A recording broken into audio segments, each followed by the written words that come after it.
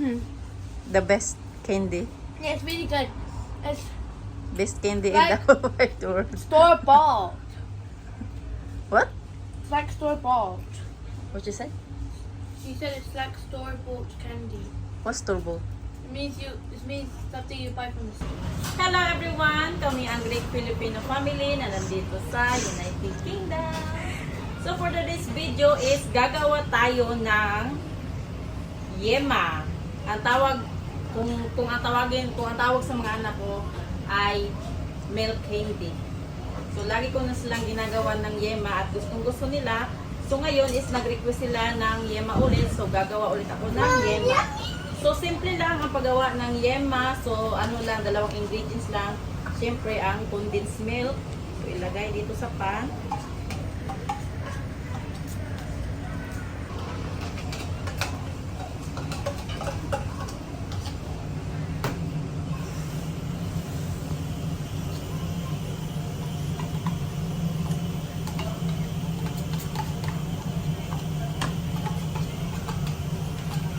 Can I eat the condensed milk? Yan. At lagyan ng kunting harina. Huwag damihan ng harina. Kunti lang harina para hindi siya masyadong matigas ang yema. Kasi pag hindi mo lalagyan ng harina, matigas yung yema. Parang bato kung kakainin. So, kaya lagyan natin ng kunting harina lang. Ayan.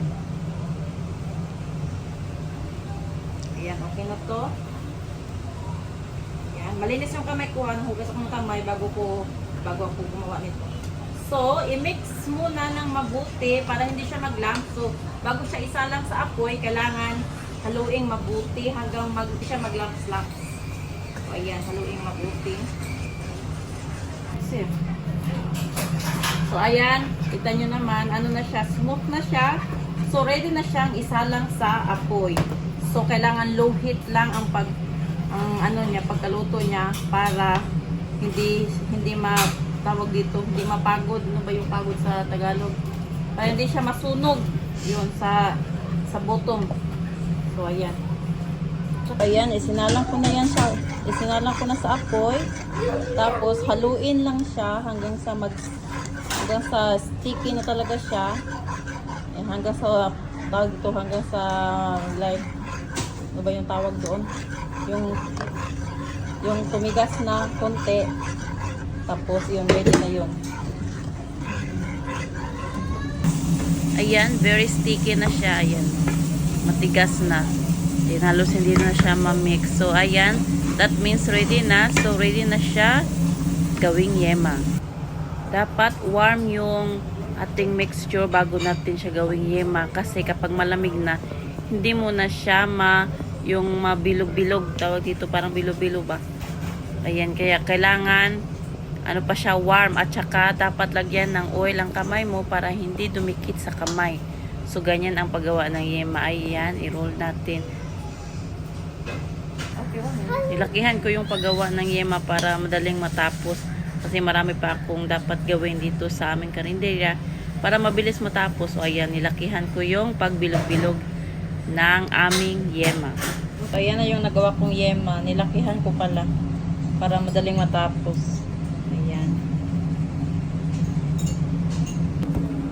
May powdered milk din pala ako. Ayan, Nido powdered milk. Para, tawag dito, i-rolling yung yema sa Nido para mas masarap. So, yema with powdered milk. Ayan, malamig na yung yema. Ayan. So, ilagay na natin dito sa Nido na powdered milk. O, dumikit. Ayan. No, Jackie? Ayan, ganyan na yung itsura ng yema natin. Na lagyan ng coating na powdered milk. Ayan, yung Nido powdered milk. So, mukhang masarap. Ayan na yung finished product. Ayan. Malinis yung kamay ko, ha. Hinugasan ko yung kamay ko. Make sure na malinis talaga yung kamay nyo kapag gagawa kayo nito.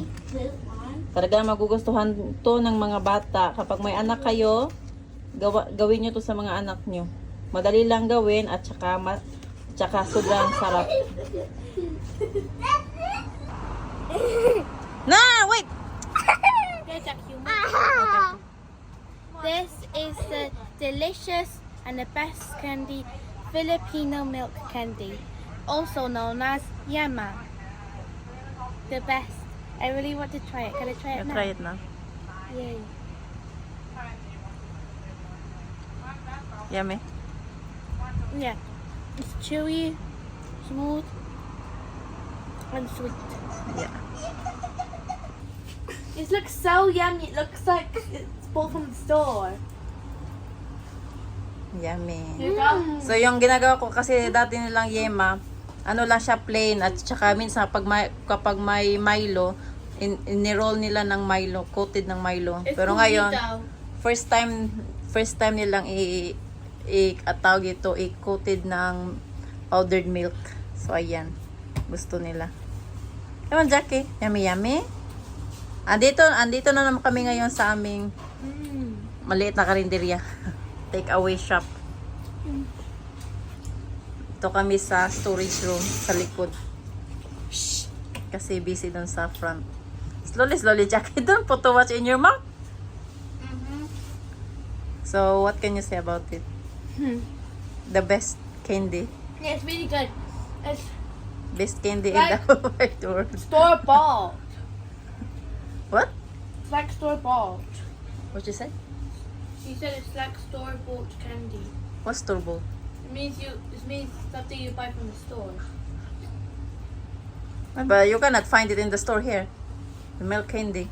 I know. I just had The yema. somebody Yummy, else Jackie? made it. Yes. I really like it. I need more. Eat. Yan, gustong-gusto nila ang yema. Yan, milk candy. Tastes Tawag like nila, a sauce tawag on nila the- dito yema candy. Yeah, no, milk candy pala. Tawag nila dito milk candy. So it's yema. Delicious. Mommy, love it. I like it. This tastes like the sauce on the yama cake. Uh-huh. Yeah, that's why it's called yama. Yeah, that's why it's called yema cake because it's I yema. know. And that's yema. Naubos nila lahat yung yema na ginawa ko. Sarap na sarap sila. It's very yummy kasi. Stop. Sudah. Jackie, is it yummy yummy? Naubos nila. I got such a couch. Maraming salamat sa inyong panonood sa mga vlog namin. So, thank you so much for watching for our today's video and sa mga nag-subscribe na sa amin. So, alam nyo na, always, maraming salamat sa inyong lahat. At sa mga hindi pa nag-subscribe, please subscribe nyo ang channel namin. And please like and share our video na rin. And shout out sa aking family dyan sa Agusan del Sur. And shout out sa lahat ng mga kababayan ko dyan sa Pilipinas. So, see you soon. See you in the next vlog. Bye! Say bye-bye, madam. Bye. Say bye. Say bye. Bye.